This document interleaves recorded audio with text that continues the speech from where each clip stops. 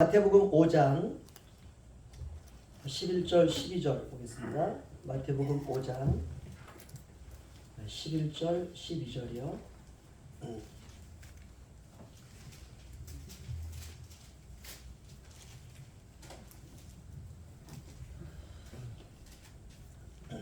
마태복음 5장 11절 12절 우리 한 목소리 읽겠습니다. 시작. 나로 말미암아 너희를 욕하고 박해하고 거짓으로 너희를 거슬러 모든 악한 말을 할 때에는 너희에게 복이 있나니 기뻐하고 즐거워하라. 하늘에서 너희의 상이 큼이라. 너희 전에 있던 선지자들도 이같이 박해하였느니라. 아멘. 오늘 기쁨에 관한 말씀 9번째. 다음 주쯤이면 이제 끝날 것 같습니다. 하늘의 상을 바라보는 기쁨이라는 제목으로 함께 은혜를 나누기 원합니다. 하나님께서 창세기 1장을 보면 이 세상과 우주와 천국을 창조하셨습니다. 땅과 하늘들을 창조했다 이렇게 말씀하고 있어요. 그래서 땅은 the earth, 지구를 말하고 하늘들, 우리 헬라어로 우라노스라고 말하는데 복수입니다. 하늘들을 창조했다 이랬어요. 그래서 첫 번째 하늘은 지구 위에 있는 하늘, 두 번째 하늘은 우주 끝에 있는 하늘, 마지막 세 번째는 그 천국을 말합니다. 하나님께서 세상과 우주와 천국을 창조하셨습니다. 삼위일체 하나님만 위한 거라면 천국은 필요 없습니다. 하나님은 그런 것이 필요 없어요. 하나님이 계신 그곳이 하늘나라이기 때문에 저와 여러분을 위해서 천국도 창조를 하셨습니다. 그리고 하나님이 성부, 성자, 성령 삼위일체 하나님의 형상과 모양대로, 저와 여러분을 보면 우리 안에 성부 하나님의 형상과 모양이 있고 성자 예수님의 형상과 모양이 있고 성령 하나님의 형상과 모양이 저와 여러분의 인격과 성품과 우리의 신앙 안에 그렇게 있습니다. 그래서 하나님의 형상과 모양으로 인간을 창조하셨습니다. 그럼 인간을 무엇으로 창조했느냐? 세상은 말씀으로 창조했어요. 그런데 인간은 말씀으로 창조한 세상의 가운데 특별히 흙이요. 흙을 가지고 그걸 가지고 하나님이 사람을 만들었습니다. 마치 초등학교 아이들이 진흙 가지고 학교에 가면 제일 처음에 사람을 만들게 합니다. 똑같은 내가 인간이니까 인간을 만들게 해요. 하나님이 흙으로 사람을 창조하시고 그 코에 생기, 루아흐라 그러죠. 하나님께서 후 하고 하나님의 호흡을 불어넣자 그가 리빙 소울, 움직이는 사람이 되었다라고 말합니다. 저와 여러분은 흙입니다. 절대로 잊어서는 안 돼요. 흙이 내놓을 수 있는 것은 흙이에요. 아무리 대단해도 흙 이상을 내놓을 수가 없습니다. 내 안에서 무엇인가 선한 걸 끄집어내어도 그건 흙이에요. 흙. 다 흙으로 돌아가요. 죽으면 무엇이든지 다. 흙이 아무리 위대한 공로를 세웠다 해도 흙입니다. 지난번에 새벽 예배 때 그런 예화를 하나 드린 것 같은데 사람이 이렇게 자기 집을 이렇게 보니까 울릉도에는 바퀴벌레가 없더라고요. 서울에는 바퀴벌레가 참 많습니다. 보니까 바퀴벌레가 구멍에 떼거지로 있는 거예요. 이렇게 보니까 한 300마리가 우글우글거리고 있어요. 어미부터 새끼까지. 그래가지고 야 이거 어머나 해가지고 바퀴벌레 약을 들고 그래가지고 그 안에다가 한 통을 다 뿌렸습니다. 쫙 뿌렸어요. 그랬더니 그 안에 난리가 난 거지, 그치요? 바퀴벌레가 난리가 나고 나오려고 하면 못 나오게 막 구멍 딱 막아놓고 아무튼 거기다 뿌렸어요. 계속 뿌렸어요. 한 통을 다 썼어요. 그래서 이게 어떻게 됐을까? 300 몇백 마리가 있는 거를 그 구멍을 이렇게 딱 구하니까 다 죽었어요. 그런데 그 중에 한 마리가 발버둥을 치고 있는 거예요. 한 마리가. 그래가지고 이거 너무 불쌍해가지고 한 마리를 끄집어냈어요. 끄집어내가지고 이걸 이제 걸레로 닦고 그 혹시 죽었지 않나 해가지고 눕혀가지고 심호흡을 시키고 그래가지고 겨우 이제 해가면서 살려놨어요. 그래서 바퀴벌레가 딱 살았어요. 바퀴벌레 입장에서 얼마나 감사합니까? 그래서 바퀴벌레가 어떻게 하면 우리 주인님한테 정말 이 나를 구원해 주신 은혜에 어떻게 내가 보답할 수 있을까라고 고민을 하다가 최고의 것을 드려야 되겠다.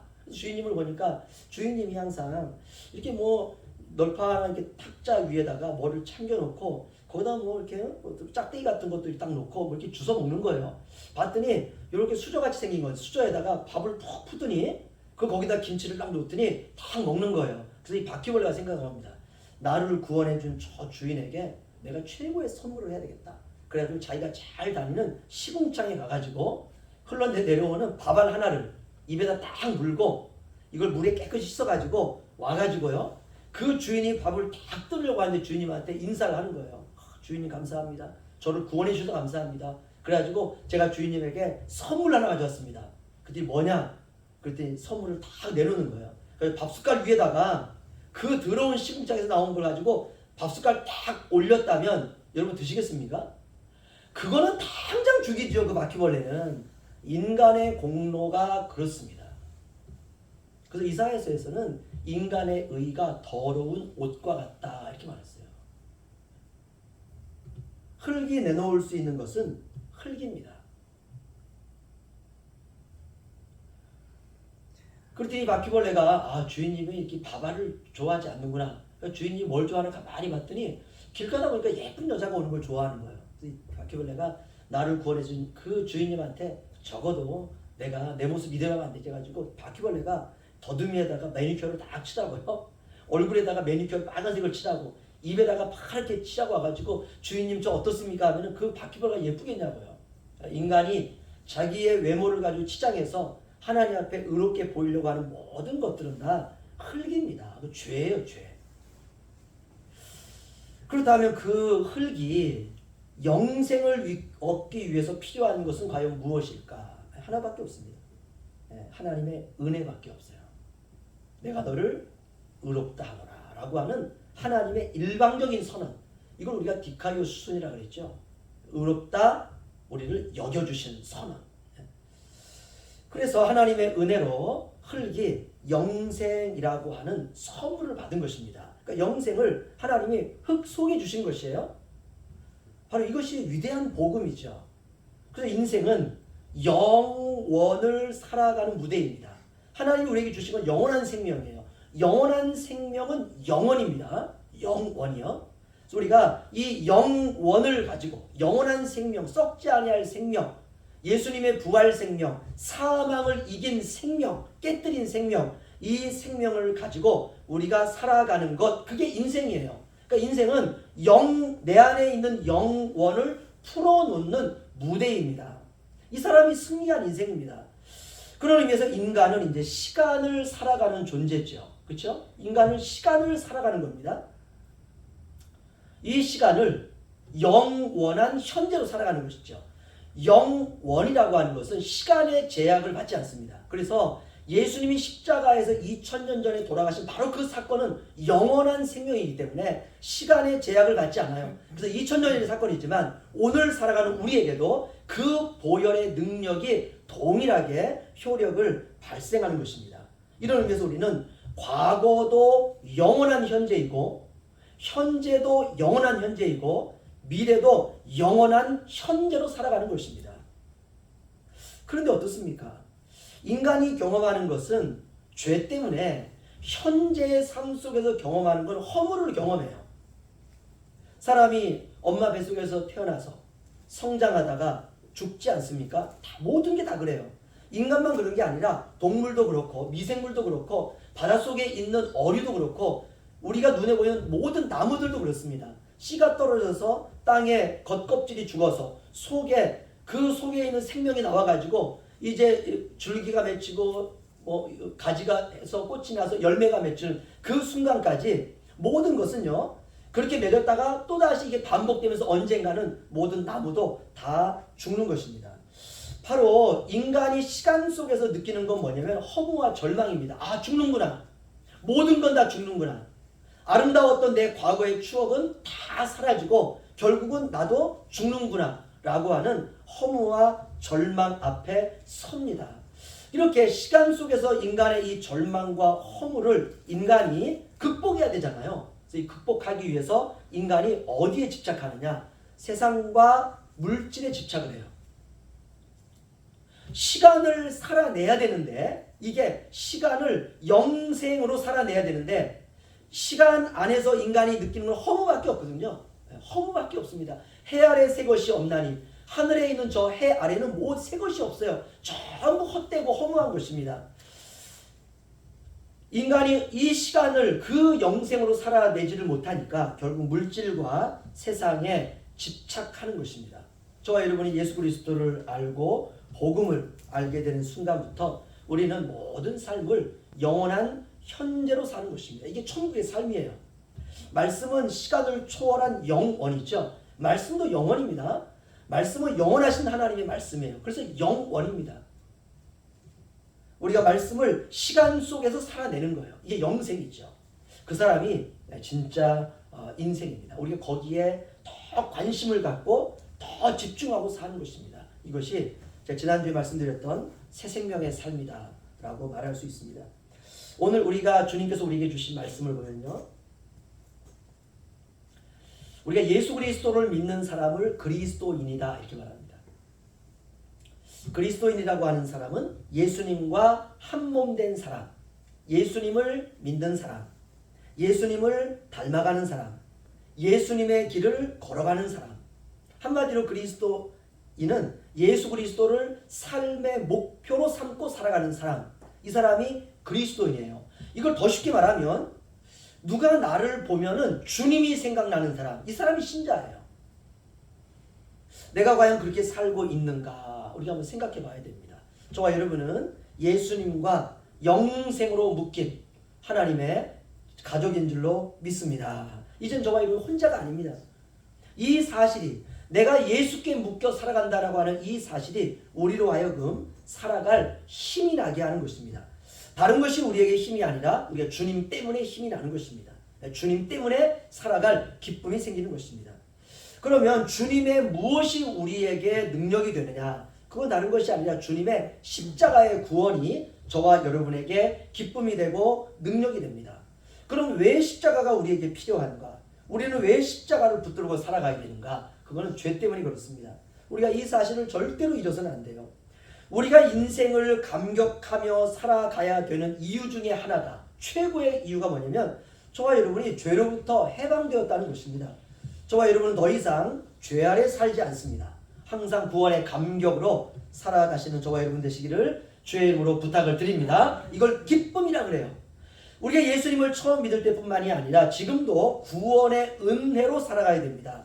나는 구원받은 하나님의 자녀다. 나는 죄 아래 있지 않다. 나는 은혜 아래에 있다. 하나님이 나를 의롭다 선언해 주셨다. 나는 십자가로 죄사함을 받았다. 나는 천국 백성이다. 오늘 내가 죽는다 할지라도 나는 아버지의 품으로 갈 것이다. 천국은 나를 위하여 예비되어 있다. 이 모든 것은 나의 공로로 된 것이 아니라 하나님의 은혜다. 구원은 예수 십자가의 공로이다. 주님의 부활은 나의 부활이다. 나는 예수님과 함께 죽었고 나는 지금 주님과 함께 영생을 누리고 있다. 나는 돈이 없어도 주눅들지 않는다. 나는 건강치 못해도 절망하지 않는다. 나에게는 영원한 하늘집이 있다. 나는 그곳으로 갈 것이다. 이곳은 내가 잠시 머무는 곳이다. 세상은 나를 완전한 성수로 빚으시기 위한 하나님의 장소이고 무대이다. 나는 절대로 이 세상 때문에 낙심하지 아니하리라. 할렐루야. 이게 하나님의 은혜예요. 이게 구원의 은혜입니다. 이런 확신과 믿음과 고백으로 살아가는 사람, 이 사람이 바로 그리스도인입니다. 저와 여러분은 우리 에베소서 1장을 보면 창세전에 예수 그리스도 안에서 이미 하늘에 앉혀있다라고 선언하고 있습니다. 우리는, 이 말은 뭐냐? 우리는 이미 그곳에 가 있다는 거예요. 우리의 그 호적은 이미 그곳에 가 있습니다. 영원의 관점에서 보면 저와 여러분이 예수 그리스도와 함께 하늘에 이미 앉히워져 있다는 것입니다. 그런데 문제는 우리가 육체를 가지고 시간 속에 살고 있지 않습니까? 그렇죠? 우리가 이 시간 속을 살아가는데 우리에게 다가오는 게 뭐냐면 고난과 환난과 핍박입니다. 바로 이 현실을 주님께서 우리에게 잘 설명해 놓고 있습니다. 5장 11절을 보시면요. 마태복음 5장 11절 우리 함께 읽겠습니다. 시작. 나로 말미암아 너희를 욕하고 박해하고 거짓으로 너희를 거슬려 모든 악한 말을 할 때에는 너희에게 복이 있나니 아멘. 나로 말미암아 너희를 욕하고 박해하고 거짓으로 너희를 거슬러 모든 악한 말을 한다. 누가 그런다는 겁니까? 다른 사람들이 그런다는 거예요. 나에 대해서 내 뒤에서 욕을 하고 있다는 거예요. 이게 나에게는 핍박이고 박해이죠. 어떤 때는 거짓으로 나를 모함하고 악한 말을 하고, 여러분 그럴 때가 있습니다. 내가 들려오는 그 소리가 나에게 얼토당토하는 말들이 될 때가 있습니다. 그럴 때 어떻습니까? 화가 나요. 막 짜증이 나요. 여러분 화가 나지만 할 말은 다 할 수 없기 때문에 우리는 참지 않습니까? 그렇죠? 내가 그리스도인이 아니라면 그냥 면상에다 대고 다 그냥 쏴붙이겠죠. 근데 저와 여러분은 예수님을 믿기 때문에 일단은 그런 말들 때문에 화가 나고 그런 말들 때문에 억울하기도 하지만 우리가 할 말을 하지 않고 일단 참습니다. 그리고 이렇게 참다 보면 어느 날 이것 때문에 소가리를 하죠. 그리고 이게 해결이 안 되면 이제 우리가 화병이 나지 않습니까? 그러면 우리는 왜 받은 대로 돌려주지 못하는가? 이런 고민이 됩니다. 세상 사람들은 받은 대로 돌려주거든요. 남이 나를 욕하면 같이 가서 욕하고, 남이 나를 한 대 때리면 같이 때리고, 남이 나를 헐뜯으면 가가지고 왜 헐뜯냐고 얘기하고. 그런데 왜 우리는 그렇게 하지 못하는가? 이유가 딱 하나입니다. 예수 믿기 때문에 그렇습니다. 그래도 우리가 신앙이 살아있기 때문에 당하는 쪽을 선택하는 것입니다. 그러나 세상 사람들은 절대로 못 참죠. 다 쏟아내고 악에 갇히지 않습니까? 물론 교회 다니는 사람도 그런 사람들이 있습니다. 교회 다니는 사람들은 어떻게 핑계를 대느냐? 과거의 상처가 치유되지 않았기 때문에 그렇다라고 핑계를 댑니다.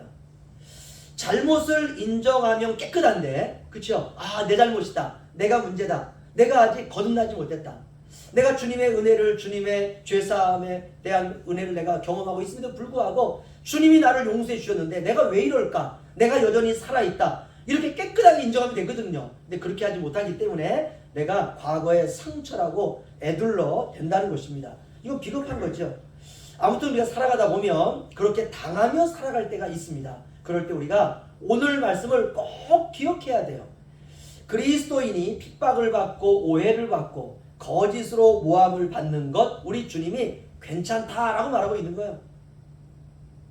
아니 그게 억울하고 화가 나고 속이 상하고 막 속병이 나는데, 그런데 오늘 주님은 만약 그것이 네가 나를 믿는 것 때문에 당하는 것이라면 오늘부터 생각을 바꾸라는 거예요. 그럴 때 오늘 주님이 이렇게 말합니다. 너희에게 복이 있나니. 할렐루야. 왜 복일까요? 그것이 주님이 걸으신 길이기 때문에 그렇습니다. 여러분 늑대의 세상에서 양이 살아가는 게 두려움입니다.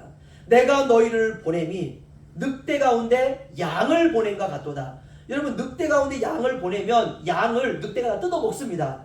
우리가 일상을 살아갈 때 우리를 다 뜯어먹는 거예요. 이 늑대들이. 주님이 다 아십니다.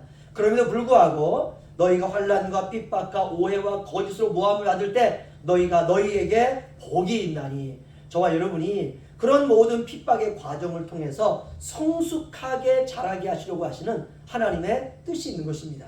여러분 우리 두려움이라고 하는 것은 목자 되신 주님을 바라보게 하시기 위한 하나님의 일종의 인생의 무대입니다. 여러분 어린아이가요 두려움이 오면은 엄마를 찾습니다. 마찬가지로 양은 두려움이 오면 주님을 찾아야 돼요. 그러면 비로소 주님이 다음 코스로 우리를 인도하십니다. 그런데 그렇지 않고 우리에게 환난이 있고 핍박이 있고 오해를 받고 남들이 거짓으로 모함하는 것들 때문에 내가 화가 나고 그래서 내가 이제 불평하고 원망하고 분노의 쳇바퀴를 계속 돌리기만 하면 절대로 다음 코스로 못 가요. 항상 거기에 맴돕니다. 여러분 언제 어디서든 무슨 일을 만나시든지 간에 주님을 찾으시고 주님을 부르시고 주님을 바라보시고 주님을 믿으시는 저와 여러분 되시길 주의 이름으로 축원합니다. 그러면 상황이 종료됩니다. 여러분 우리가 민수기 21장으로 한번 가보시죠. 민수기 21장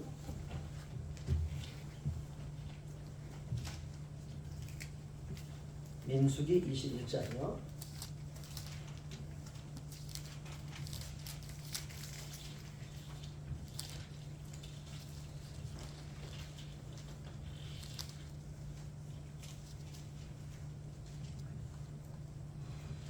민수기 21장 4절에서 6절 말씀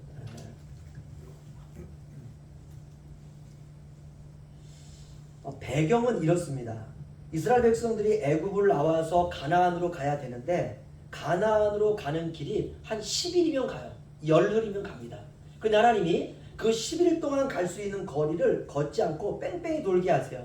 이것 때문에 이스라엘 백성들이 사실은 화가 날 수도 있거든요. 그게 배경입니다. 4절부터 6절 저와 같이 교도하겠습니다. 백성이 호르산에서 출발하여 홍해길을 따라 에돔 땅을 우회하려 하였다가 길로 말미암아 백성의 마음이 상하니라. 백성이 하나님과 모세를 향하여 원망하되 어찌하여 우리를 애굽에서 인도하여 이 광야에서 죽게 하는가.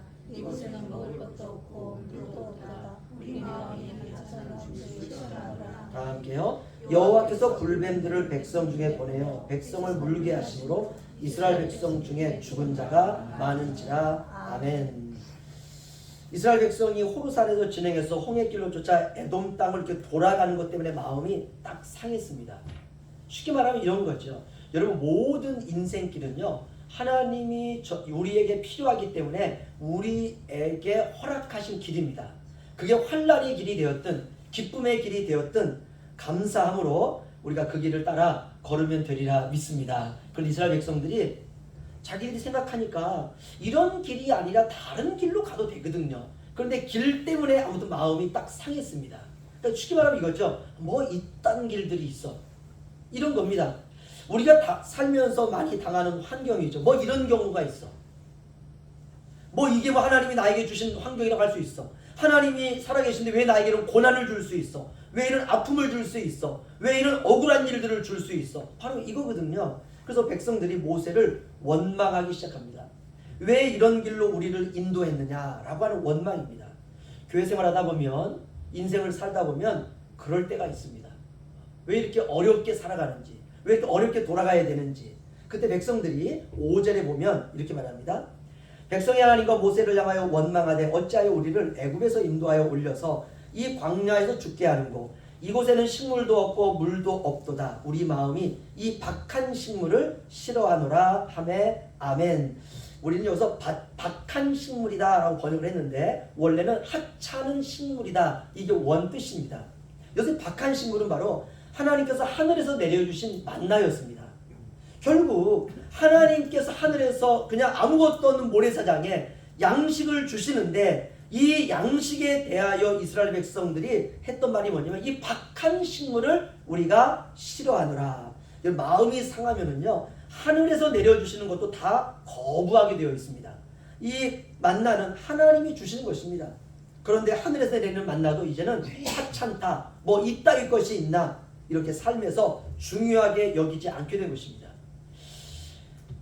여러분 만나를 하찮게 여겼다라고 하는 건 뭐냐면 만나를 주시는 하나님도 하찮게 대한다 이겁니다. 여러분 하찮은 분이 하찮은 만나를 주신다는 것이죠. 먹을 게 없으니 그거라도 먹게 하시는구나 이겁니다. 하찮은 것을 먹은 백성은 결국 하찮은 사람들로 스스로 전락하게 됩니다. 이게 핵심이에요. 우리가 세상 앞에서 신자들이 하나님의 말씀을 때때로 박한 것으로 여길 때가 있습니다. 하찮게 여길 때가 있어요. 중요하지 않게 여길 때가 있습니다. 그러면 사람들에게 중요한 게 무엇인가? 내가 중요하죠. 하나님의 말씀보다도 내가 중요한 거예요. 이것을 우리가 신앙의 타락이다라고 말하는 것입니다. 신자가 아무리 멀리 가도 거기까지 가면 안 됩니다. 신앙의 마지노선이라는 게 있습니다. 우리가 신앙이 밀려서 갈 수 있지만 더 이상 밀리면 안 되는 지점이 있어요. 이게 마지노선입니다. 오늘날 기독교가 사람들에게 하찮은 모습으로 비추어지고 있습니다. 왜 그렇습니까? 복음으로 세상을 비추지 않기 때문에 그렇습니다. 우리가 이 지점에서 우리가 우리의 생각을 역행할 필요성이 있습니다. 하나님을 위대하게 생각하고 하나님을 위대하게 믿어야 된다는 것입니다. 주 예수 그리스도를 나의 주 나의 하나님으로 우리가 경배하고 예배해야 되는 것입니다. 세상의 가치가 아니라 영적인 것을 우리의 인생의 우선순위로 하고. 왜 그러느냐? 저와 여러분은 위대한 그분의 자녀이기 때문에 그렇습니다. 하나님을 위대하게 생각하는 사람이 위대하신 분의 자녀가 되는 것입니다.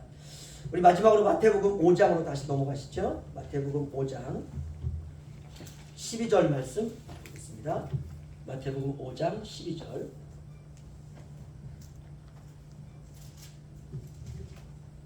우리 다 함께 읽겠습니다. 시작. 나로 말미암아 너희를 욕하고 박해하고 거짓으로 너희를 거슬려 모든 막한 말을 할 때에는 너희에게 복이 있나니. 12절이요. 기뻐하고 즐거워하라. 하늘에서 너희 상이 큽니다. 너희 전에 있던 선지자들도 이같이 박해하였느니라. 아멘. 주님의 말씀입니다. 세상의 삶이 때로 고달프고 힘들고 아파도 어떻게 하라고 하느냐. 주님이 12절에 기뻐하고 즐거워하라. 왜 고달프고 힘든데 기쁘고 즐거워해야 되느냐. 하늘에서 상이 큼이니라. 아멘. 여기서 우리가 알 수 있는 것은 이 세상이 아니라 또 다른 세상이 있다는 것을 우리가 알 수가 있습니다. 그것이 바로 천국이죠. 이곳에서 여기서의 삶도 실질적이지 않습니까? 마찬가지로 천국에서의 삶은 우리가 세상에서 사는 삶보다도 더 실질적입니다. 그것은 우리가 세상은 천국의 그림자다라고 말한다면 천국은 그림자의 실체 아닙니까? 바로 그 실체 안으로 저와 여러분이 들어가는 것입니다. 그렇다면 이제 결론이 났네요. 신자는 어떻게 살아야 되느냐? 천국을 소망하면서 살아야 된다는 것입니다. 우리의 모든 신앙의 선배들도 그렇게 살았습니다. 그래서 세상에서 핍박과 조롱과 거짓으로 인한 악한 계략이 있을 때에 그럴 때 낙심하지 마시고 너희가 기뻐하고 즐거워하라. 하늘에서 너희 상이 큼이니라 라고 하는 이 말씀을 생각하시면서 내 안에 임재하시는 성령께서 주시는 능력을 가지고 이 세상에서 하늘의 상을 바라보면서 살아가시는 저와 여러분 되시길 주의 이름으로 부탁을 드립니다. 기도하겠습니다.